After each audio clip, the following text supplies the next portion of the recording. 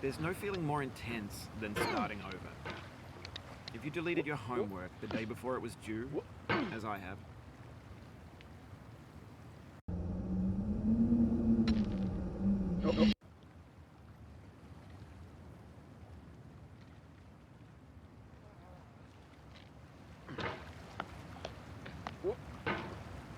there's no feeling more intense than starting over.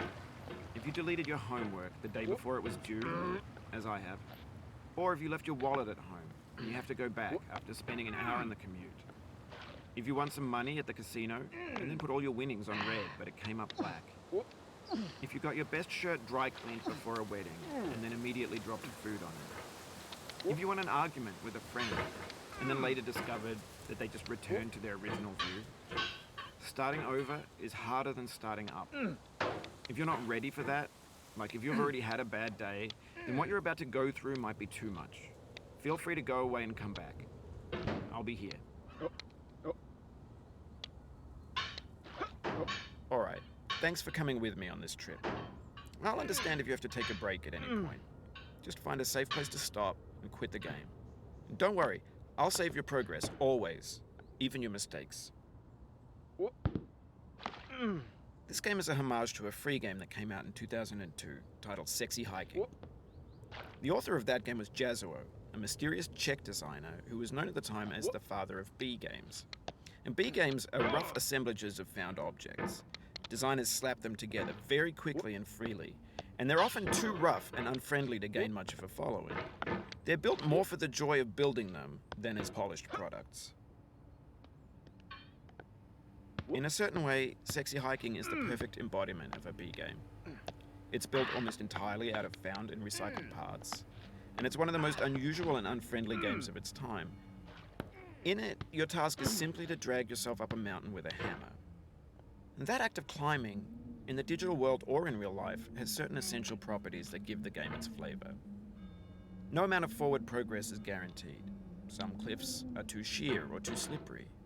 And the player is constantly, unremittingly in danger of falling and losing everything. Anyway, when you start Sexy Hiking, you're standing next to this dead tree that blocks the way to the entire rest of the game. It might take you an hour to get over that tree, and a lot of people never got past it. You prod and you poke at it, exploring the limits of your reach and your strength, trying to find a way up and over. And there's a sense of truth in that lack of compromise. Most obstacles in video game worlds are fake. You can be completely confident in your ability to get through them once you have the correct method or the correct equipment or just by spending enough time. In that sense, every pixelated obstacle in Sexy Hiking is real. The obstacles in Sexy Hiking are unyielding, and that makes the game uniquely frustrating. But I'm not sure Jazuo intended to make a frustrating game. The frustration is just essential to the act of climbing, and it's authentic to the process of building a game about climbing. A funny thing happened to me as I was building this mountain. I'd have an idea for a new obstacle, and I'd build it, test it, and it would usually turn out to be unreasonably hard. But I couldn't bring myself to make it easier. It already felt like my inability to get past the new obstacle was my fault, as a player rather than as a builder. Imaginary mountains build themselves from our efforts to climb them, and it's our repeated attempts to reach the summit that turns those mountains into something real. When you're building a video game world, you're building with ideas, and that can be like working with quickset cement. You mold your ideas into a certain shape that can be played with, and in the process of playing with them, they begin to harden and set until they're immutable, like rock. And at that point, you can't change the world. Not without breaking it into pieces and starting fresh with new ideas. For years now, people have been predicting that games would soon be made out of prefabricated objects, bought in a store and assembled into a world. And for the most part, that hasn't happened, because the objects in the stores are trash.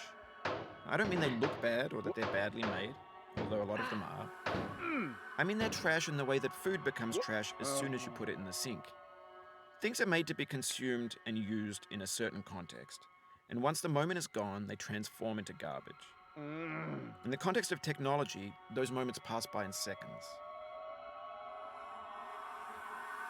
Over time, we've poured more and more refuse into this vast digital landfill that we call the internet. It now vastly outnumbers and outweighs the things that are fresh and untainted and unused. When everything around us is cultural trash, trash becomes the new medium, the lingua franca of the digital age. And you can build culture out of trash. No. But only trash culture. Be games, be movies, be music, be philosophy. Maybe this is what digital culture is. A monstrous mountain of trash, the ash heap of creativity's fountain,